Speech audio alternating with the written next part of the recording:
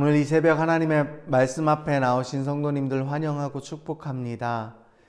사도신경 고백함으로 새벽 기도회를 시작하도록 하겠습니다. 함께 고백하시겠습니다.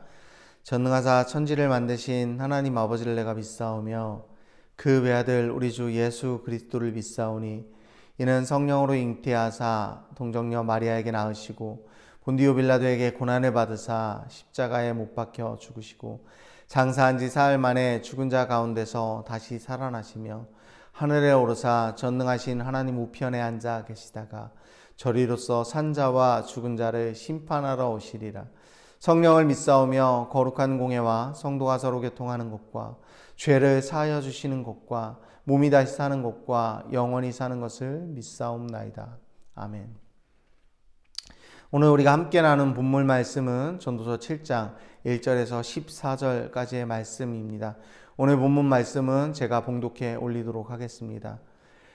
좋은 이름이 좋은 기름보다 낫고 죽는 날이 출생하는 날보다 나으며 초상집에 가는 것이 잔치집에 가는 것보다 나으니 모든 사람의 끝이 이와 같이 됨이라.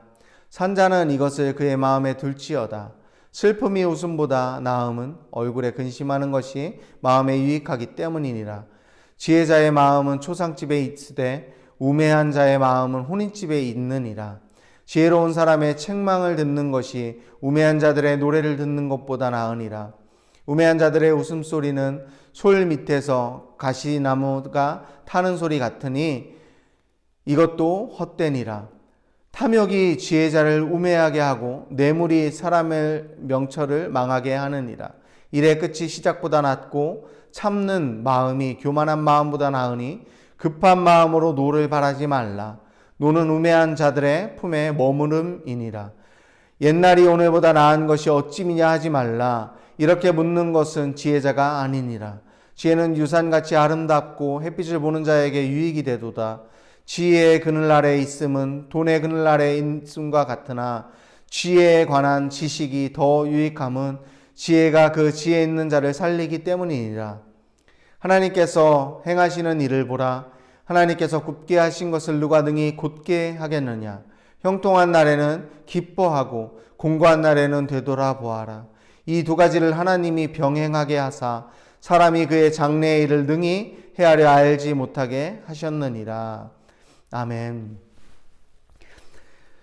6장까지 솔로몬은 헛되고 헛되며 헛되고 헛되니 모든 것이 헛되도다 라고 인생의 헛됨을 반복해서 노래했습니다.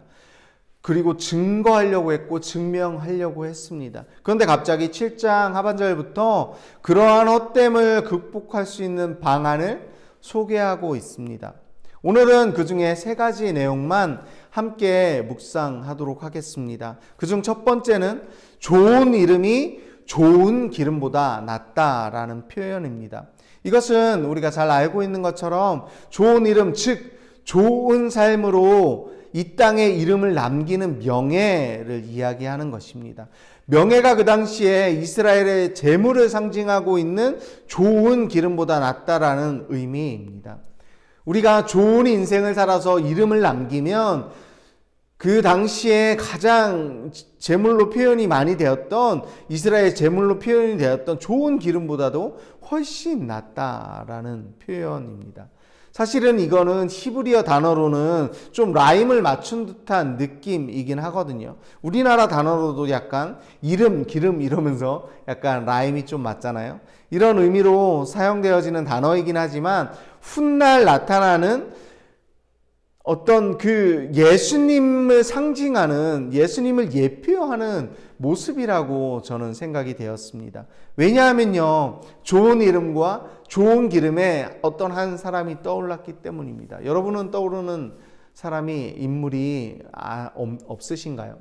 저는 좋은 이름과 좋은 기름을 얘기할 때 향유옥갑을 깨뜨린 마리아가 생각이 났습니다. 예수님 앞에 나왔던 죄 지은 마리아, 죄가 가득했던 마리아, 그 마리아가 지금 훗날 사람들에게 그 이름을 널리 알리는 그런 사람이 되었습니다. 어째서 그렇게 되었나요? 좋은 기름이 값비싼 향유값을 예수님의 장례를 치르는, 예수님께 깨트림으로 인해서 예수님의 장례를 기념하기 위해서 깨트린 것 때문에 그 이름이 지금까지 대대손손 전해지고 있는 것이 아닐까요? 그 향유옥합을 깨뜨린 그 이유가 예수님의 장례식을 치르기 위해서였다면, 예수님이 이름을 드러내기 위해서였다면, 그 예수님의 이름이 드러났기 때문에 좋은 기름보다, 좋은 제물보다 좋은 이름이 낫다라고 표현한 것은 아닐까요? 이런 의미에서 예수님이 떠올랐고요. 그리고 향유옥합을 깨뜨린 향유옥합 마리아가 떠올랐습니다. 사랑하는 성도 여러분, 전도자는 분명히 인생의 헛됨을 극복할 수 있는 방법을 이야기하고 있습니다. 그 이유는 재물보다 인생을 잘 사는 명예로운 이름이 훨씬 더 낫다라는 이야기로 시작을 합니다. 어떻게 사는 것이 좋은 이름을 남기는 인생일까요? 선한 일을 많이 하는 것이 좋은 이름을 남기는 일일까요? 아니면 작은 자 하나에게 죽게 하듯 하는 인생이 주님의 이름을 높이고 내 이름을 남기는 인생일까요? 향유옥갑을 깨뜨렸던 예수님의 장례를 기념해서 예수님의 자기 죄 때문에 그 예수님에게 자기 죄를 사해달라는 마음으로, 자기 죄를 사해준 게 감사하는 마음으로 향유옥갑을 깨뜨렸던 그 마리아의 마음처럼 우리도 재물보다, 우리가 이 땅에 눈에 보이는 재물보다 훨씬 더 예수님의 이름을 드러나게 하는 일에, 그리고 작은 자 한 사람에게 예수님의 하는 것처럼 예수님께 하듯 하는 그 일로 인해서 예수님의 이름이 드러나는 그 일에 우리 인생을 맡기는 것이, 우리 인생을 살아가는 것이 예수님이 솔로몬이 전도서에서 우리에게 권면하고 있는 인생이 아닐까요? 두 번째는 죽는 날이 출생하는 날보다 낫다라는 것입니다. 출생을 통해 탄생의 기쁨이 있습니다.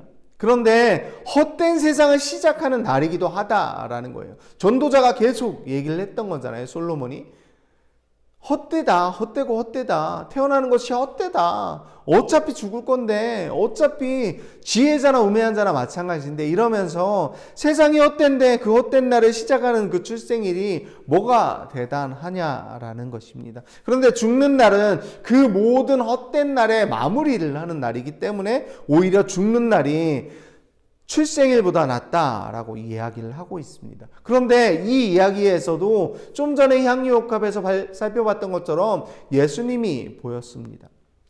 예수님의 출생일이 너무나도 기쁜 소식입니다. 예수님이 탄생하셨습니다. 임마누엘 이 땅에 오셨습니다. 마국간 구유 위에 오셨습니다. 너무나도 축복하고 기쁜 일이지만 그것보다 훨씬 더 기쁜 일이 무엇입니까? 예수님이 죽으신 것 아닌가요? 예수님이 우리의 죄를 대신해서 십자가에서 못 박히셔서 죽으신 일이 훨씬 더 좋은 일이 아닌가요? 우리에게 있어서. 이런 의미에서 출생보다 죽음이 훨씬 더 큰 복음이 되었다라고 우리는 고백할 수 있을 것입니다. 사망 권세를 뛰어넘는 참 승리로 우리를 살리는 능력을 발휘하신 것, 그 죽음, 결국은 우리에게 부활을 선물로 주시고 하나님의 자녀의 권세를 선물로 주신 그 죽음이야말로 출생보다 훨씬 더 값진 것이 되었기 때문입니다. 그래서 기독교에서는 죽음 없는 삶은 공허할 뿐이라는 사실입니다. 세 번째는 초상집에 가는 것이 잔치집에 가는 것보다 낫다라는 표현입니다.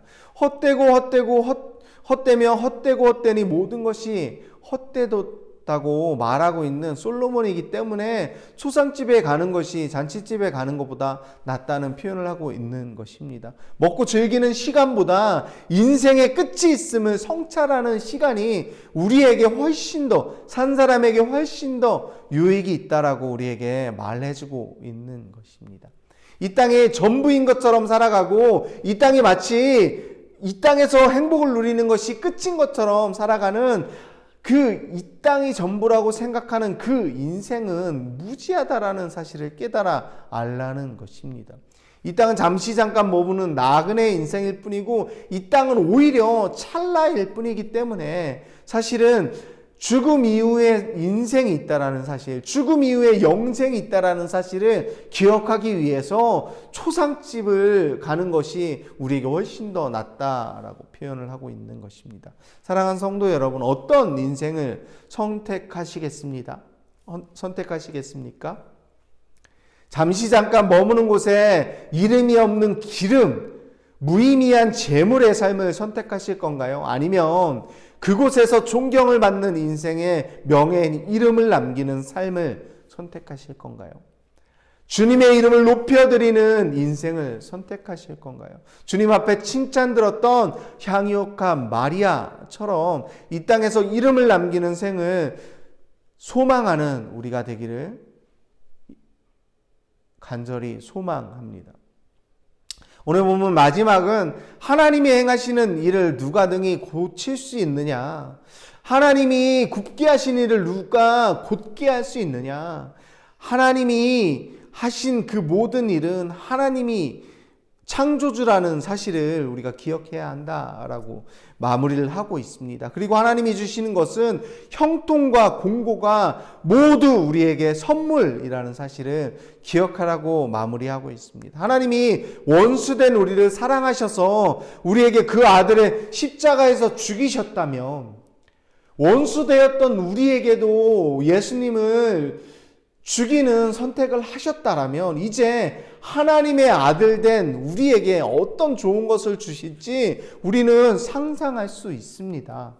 하나님의 선하심을 신뢰하는 우리가 되기를 소망합니다. 기도하겠습니다. 전능하신 하나님, 우리는 스스로 지혜 있다 하며 창조주 되시는 하나님을 우매한 분으로 하나님 어째서 우리에게 이렇게 하십니까? 하나님 어째서 세상은 이렇게 힘들고 어째서 세상은 악인들에게 형통한 세상입니까? 라고 반문하고 따지는 그런 어리석은 존재들입니다.